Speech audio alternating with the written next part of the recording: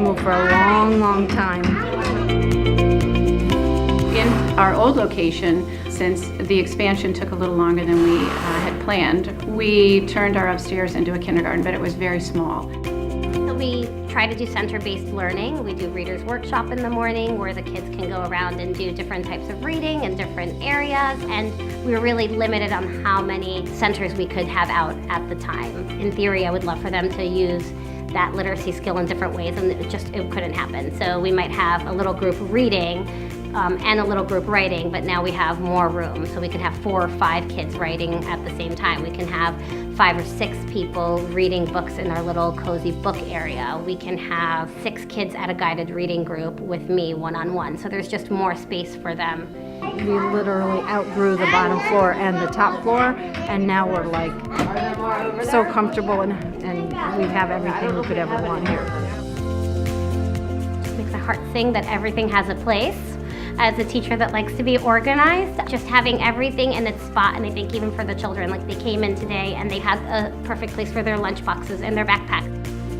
They're treating everything so delicately, like it's just like they've opened Christmas presents.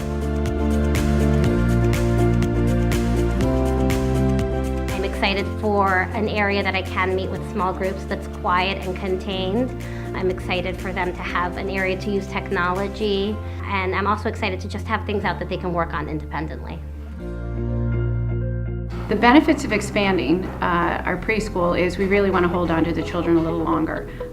We want to help them develop their skills in reading and really become proficient readers, because that's a huge predictor of success later on. So this new space means so much. We have 2 separate classrooms right now, a pre-K and we have a kindergarten class. And we now have physical education, we have music, we have art, we have this beautiful library, and we have more space for the children to really develop. The garden had like way outgrown that playground at our old facility. It was a great pre-K playground, but these guys need climbing, they need to work their whole bodies, and it's been really exciting to see them climbing structures and moving around and using their bodies fully. They're completely engaged out there.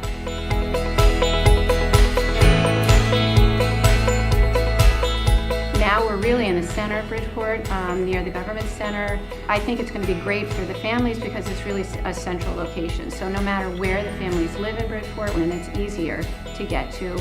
The other thing is we're on a bus line, which is wonderful. So those families that need to take the bus, they can get dropped off right in front of the school.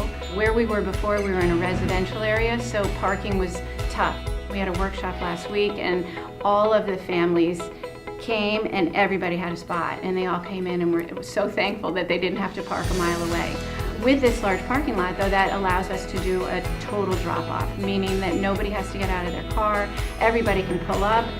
We have people that meet them and walk in. So many parents are thankful for that because they have small children, so they don't have to take their baby out of the car seat and lug everybody in.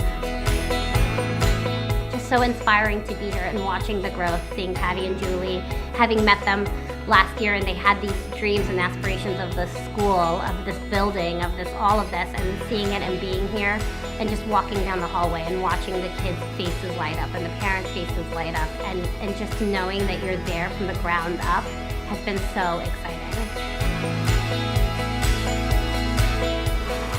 As you can hear, we are still under construction and working on expanding some of the extra rooms. We had phase 1, which was really to do the pre-K and K room. And now that that's finished, which is exciting, we are going to move on to do the rest of the first floor. And we're going to create the kindergarten and first grade classrooms for next year. It doesn't stop at pre-K, it just keeps going. And so we have that in kindergarten, it'll keep going, and first and just build up. So we started with 12, the second year we went up to 13, then we went up to 16, then we had 18 for the last couple of years. We actually can go to 20 now, so our classrooms are big enough. Next year we're going to open up a second preschool, and we're going to have a classroom of 3s, 23s, and 24s. And they're going to be separated in the morning, and then in the afternoon they're going to mix and have 3s and 4s together.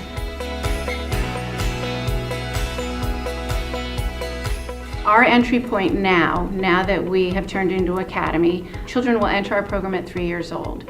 They're going to spend 2 years in our pre-K program, and the wonderful thing about beginning as a preschool and then turning into an elementary school is that we have sort of perfected the pre-K, and we really get them primed and ready. And they go into our K, but by the time they've had 2 years with us, that K class is very homogenized.